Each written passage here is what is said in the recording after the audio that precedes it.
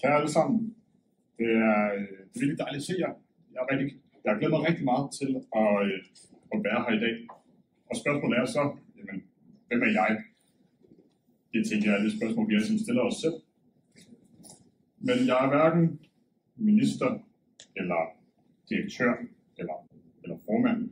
Så jeg vil hellere introducere mig selv på samme måde, som Niels Kirkegaard han gjorde, da han skulle stille spørgsmål. Han sagde, Niels Kirkegaard, Allerød, så jeg vil sige Alexander Foged Rådsdag i stedet for. Tak for muligheden for at få lov til at sige noget her til aften. Om det er noget, der giver anledning til refleksion, eller bare bliver noget, I skal reflektere over og glemme hurtigt igen, det må tiden vise. Jeg håber selvfølgelig på det første. Cyberspace. Normalt beskriver vi det som et virtuelt rum, en slags uendelig motorvej af information, forbindelser og muligheder. Men i den her tale vil jeg gerne bruge det som et billede på den tilstand, vi alt for ofte befinder os i. En tilstand, hvor vi svæver mellem faner, feeds og forstyrrelser, et mellemrum mellem virkeligheden og alt det, vi flygter ind i. Nogle år tilbage havde Trafikstyrelsen en kampagne om at huske at lægge telefonen, mens man kørte bil. Den handlede selvfølgelig om at passe på sig selv og andre i trafikken, og holde øjnene på vejen.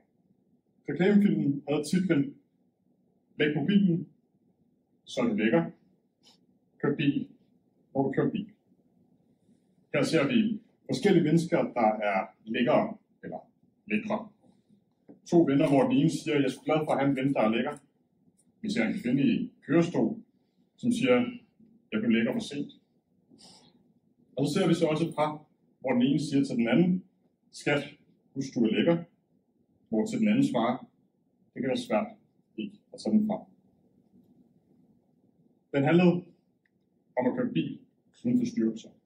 Men måske i dag handler det om at køre gennem livet uden at miste orienteringen, og ikke kun om at være lækker på vejen.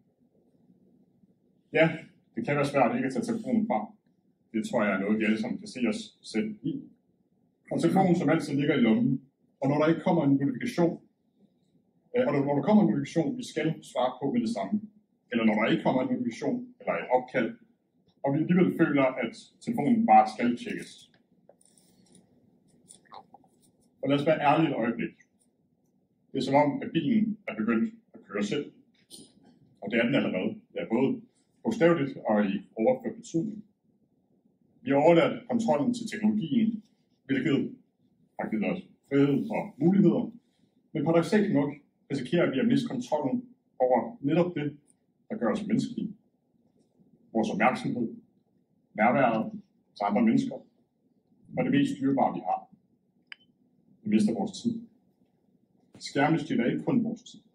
De stjæler vores ro, vores søvn, vores evne til at være alene, uden at føle os ensomme. De tager vores koncentration og sætter vores nervesystem i alarmberedskab hele tiden. Så det, der engang var en undtagelse, er blevet hverdagen.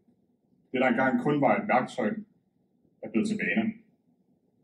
Og vaner giver konsekvenser. Lad mig gøre det helt kort. Jeg prøver at gøre det helt kort. Her er nogle af konsekvenserne. Ikke dem alle sammen, men de mest udbredte. Skærme, telefoner, sociale medier. Til den afhængighedsskabende adfærd giver koncentrationsbesvær, fører til søvnbesvær, øget stress og angst, følelse af utilstrækkelighed, forvræng af selvopfattelse, forstyrrer udvikling af sociale færdigheder, giver nedsat nærvær i relationer, fører til digital mobning, og det gælder specielt børn og unge. Ja, og som vi også snakker om i dag, misinformation, polarisering og ekokammer. Og på sociale medier er det blevet mere reglen end undtagelsen, at hvis der ikke er et produkt, eller hvis du ikke betaler for et produkt, jamen så er man selv produktet. Vores opmærksomhed er produktet. Og så er det mere eller mindre sådan, at vi ejer vores egen del. Vi ejer vores apps. Vi er på de sociale medier og føler os i kontrol. Lige indtil det øjeblik, hvor de ejer os. Og det var kun den korte udgave. Så hvem mærker de her konsekvenser? faktisk talt os alle sammen. Helt særligt og specielt, at der snakker om børn og unge. For hvem bekymrer sig ikke for børns og unges forbrug af skærme efterhånden? Og de konsekvenser, jeg har læst op, mærker børn og unge næsten dem alle sammen. Det er bare et spørgsmål om tid. For det er svært at være ung i en verden, hvor nærhed og ro ikke er noget, man vokser op med som en selvfølge. Hvor stilhed føles tom, for vi flygter ind i vores skærme. Hvor det at være alene med sine egne tanker hurtigt bliver til noget, man flygter fra. Der bliver tit snakket om at sætte skærmgrænser for børn og unge, forbud, censur. Det kan i nogle situationer også være vigtige grænser at sætte. Men der er også en anden grænse. En vigtigere grænse. Det er den grænse, vi skal sætte for os selv. Os alle sammen. For det er ikke kun et børn- og unge-problem. Det er et generationsproblem.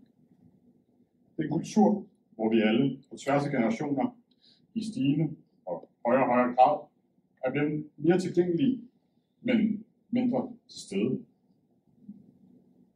Vi spejler os ikke kun i hinandens ord. Vi spejler os i hinandens handlinger. Og børn og unge har brug for rollemodeller. Og særligt i en ung alder er det jo ens forældre i en familie, som er ens rollemodeller. Det er ikke fordi, man kan forvente, at forældre skal være perfekte. For hvilke forældre er perfekte? Bare mennesker, der tør være til stede. Som tør vise, hvordan man ikke tjekker sin telefon hele tiden. Som tør sætte tempoet ned. For vi kan inspirere, og vi skal også inspirere hinanden. Det er ikke for at pege fingre, for vi er alle bange i det, og vi mærker alle sammen konsekvenserne. Det jeg godt kunne tænke mig at tage mere, er hvor stort problem det egentlig er. Og jeg tager ikke engang spurgt om fremtiden, og hvordan den kommer til at se ud. At I tager mere, at vi i noget omfang godt kan tage kontrollen tilbage, og tage kontrollen selv. At vi får en øget bevidsthed, ikke fordi vi allerede har det, men fordi vi ikke gør noget ved det. Og så alligevel. For hvis man gerne vil løse et problem, er der 2 skridt til at løse det problem. Første skridt er at anerkende, at der er et problem. Andet skridt er at løse det problem. Så alene med bevidstheden og anerkendelsen er vi så godt som halvvejs. Så lad os slå autopiloten fra, i stedet tage fat om rettet. Vores opmærksomhed er ikke noget, vi overlader til nogen eller nogen andre, til noget eller nogen andre. Det er noget, vi kan styre, selvom det ikke er nemt, for det er det ikke. Og selvom det kræver tålmodighed. Måske kan vi alle sammen blive lidt mere lækre, hvor det betyder allermest. Læg mobilen, så er du lækker. Vær til stede, hvor du er til stede. Tak for ordet. Jeg glæder mig til spørgsmålet, og fortsat god konference.